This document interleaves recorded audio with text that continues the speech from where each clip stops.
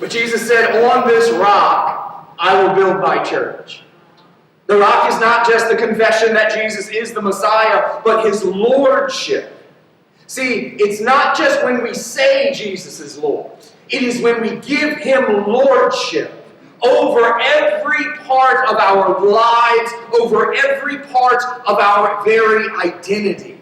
But it's also an understanding that Jesus is not just Lord of you and Lord of me. He's not even just Lord of the church. Jesus is Lord.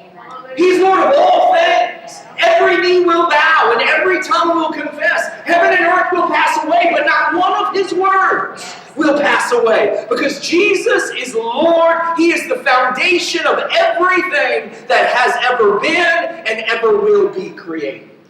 I quoted Colossians 1 earlier during prayer. I'll do it again because it is my favorite description of Jesus outside of the Gospels.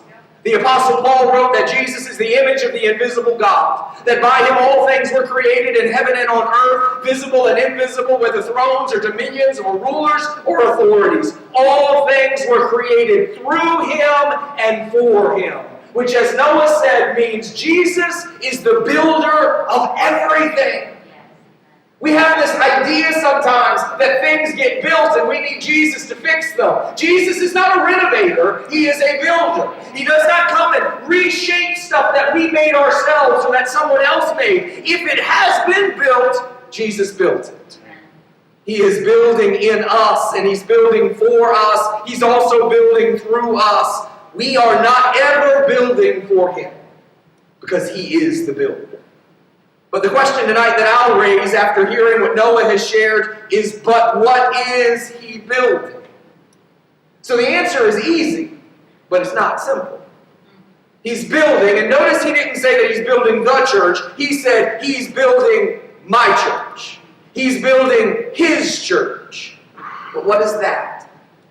What was Jesus talking about when he said the word that we have translated as church?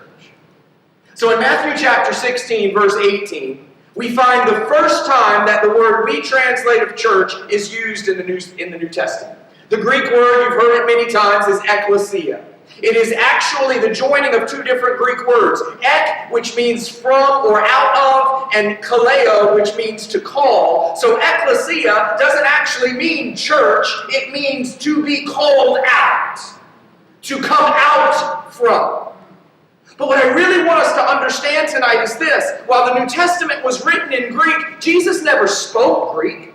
Jesus didn't say ekklesia. Jesus spoke Aramaic, and the word that he used in this statement to his disciples was something that they were familiar with.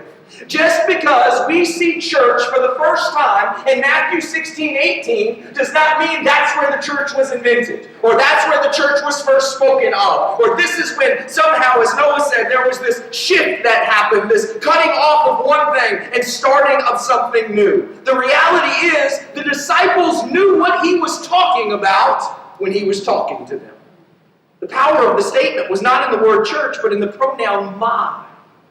What Jesus was building and what Jesus continues to build is built on him, it's built by him, it's built for him, and according to Ephesians chapter 5, it will be then presented back to him. Because the church is the people, it's the assembly, it's those who belong to him because of their faith in him. The church is none of the things we say it is. Because the church is us. And the church is everyone that he has predestined and foreknown that they would be conformed to the image of his Son.